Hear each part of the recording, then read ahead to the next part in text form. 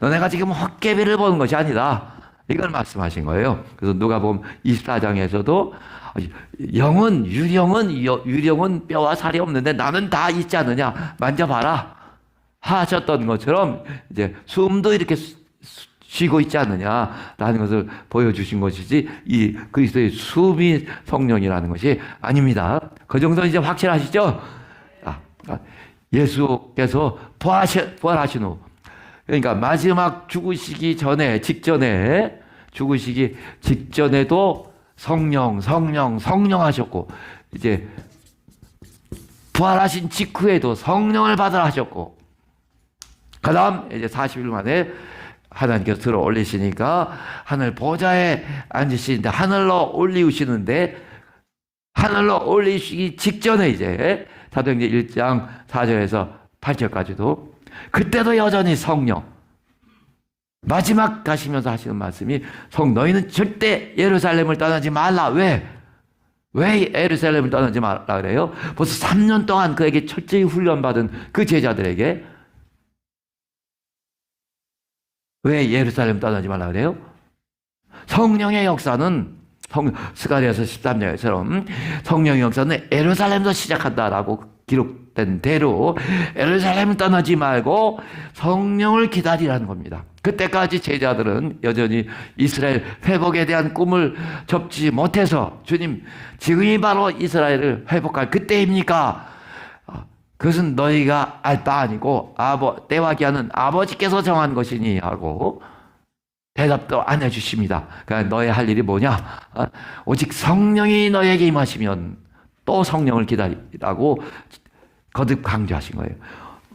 오직 성령이 너에게 임하시면 너희가 권능을 받고 예루살렘과 온 유대와 사마리아 땅끝까지 이르러 내 증인이 되리라 하신 것처럼, 이제 성령이 오시면 새로운 시대, 그들에게 성령이 오시면 곧 성령이 오셔서 교회가 탄생하는 거죠. 그래서 새로운 시대가 또 온 겁니다. 이전에는 다 선지자 시대요, 율법 시대인데, 이제 그 다음부터 무슨 시대예요? 예수 부활의 시대. 그래서 마침내 오순절날 약속하신 대로 승천하시기 직전에 성령을 기다리라 하셨는데, 정말 열흘 후에 한 500여 명이 모였다고 생각됐는데, 기도에 집중하다가 한 열흘 정도 되니까 이제 거의 흩어져 버렸죠. 한 3분의 1이 못 남았어요.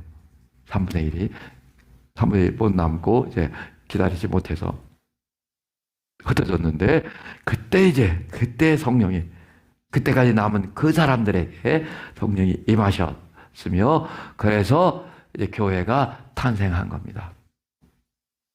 여기까지는 다 아시겠죠? 자, 근데 교회가 탄생한 후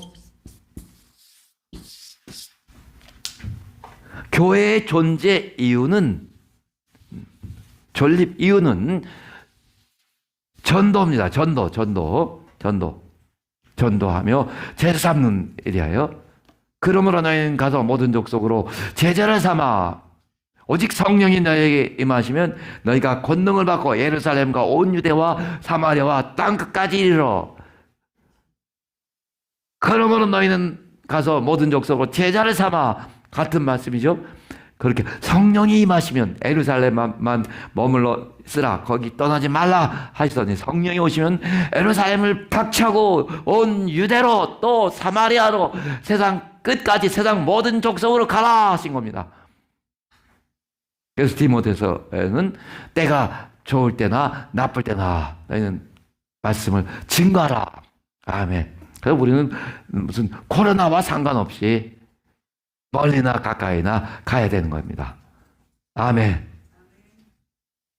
왜냐하면 이제 교회가 그리스도의 공생애를 이어받는 거예요.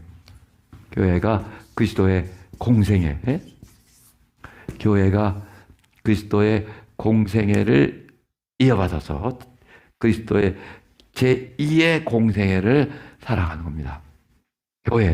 교회는 물론 사람 목자가 있어야 되며, 빠지면은 그냥 그냥 수련회 무슨 이런 모임은 될 수 있어도 교회는 안 되는 거예요. 기도회 같은 그 모임은 될 수 있어도 여하튼 이제 교회가 이루어졌다면은 그 교회는 그리스도의 공생애를 살아가야 됩니다. 공생애를 살아가야 되는 거예요. 당신은 교회의 일부라면 교회의 일부, 교회의 일부로서 지금 잘 들으세요. 당신 역시 그리스도의 제2의 공생애를 살아가야 되는 사람이 된 거예요.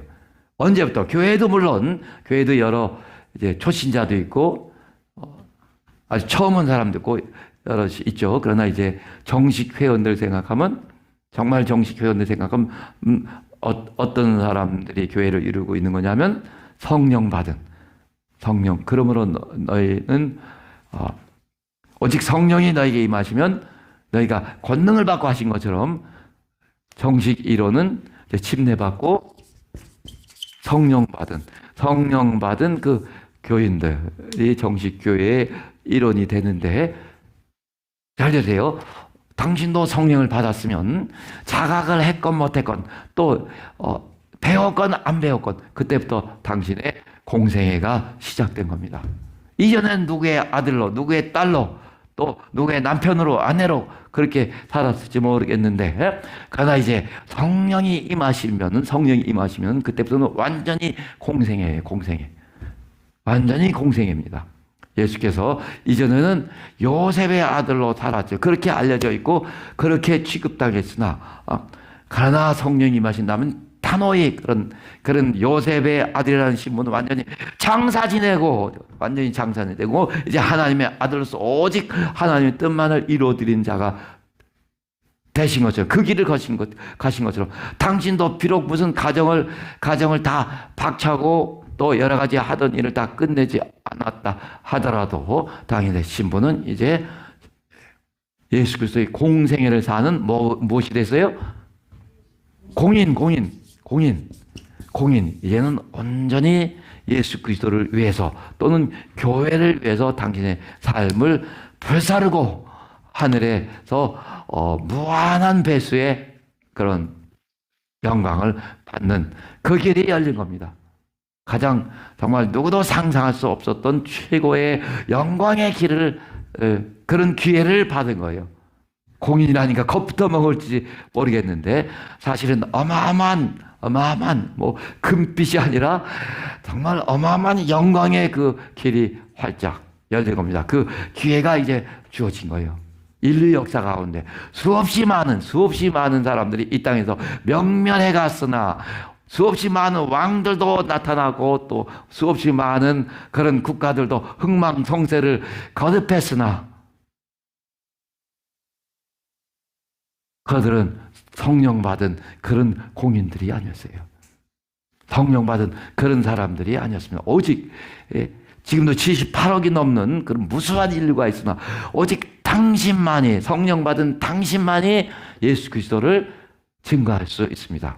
아까 나는 사람의 증거를 받지 아니하노라 하신 것처럼 신은 작은 피조물의 증거를 받는다는 그 자체가 별 의미가 없단 말이죠. 오직 하나님 아버지가 증거하시며 예수 그리스도 자신이 자기 자신의 일로서 아버지의 이름으로 하는 자기 자신의 일로서 증거하시며 또 성령이 임하시면 증거하시는 겁니다.